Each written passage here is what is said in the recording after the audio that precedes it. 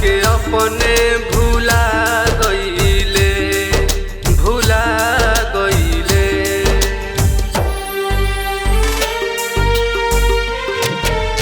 पगली रे पगला के अपने भुला गईले।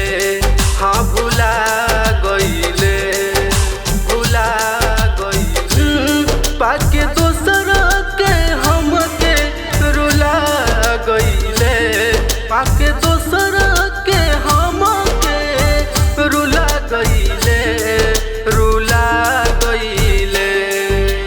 पगली रे पगला के अपने भुला गईले।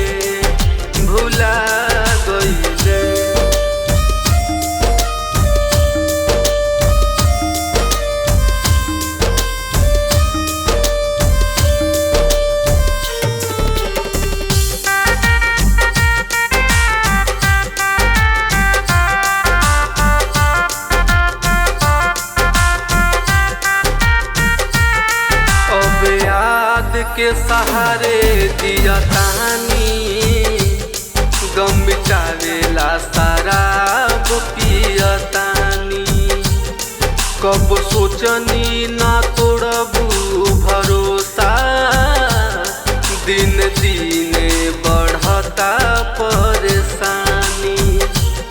जाके दूसर के बाग में फुला गईले।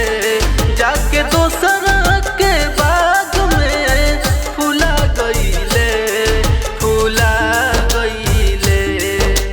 पगली रे पगला के अपने भुला गईले।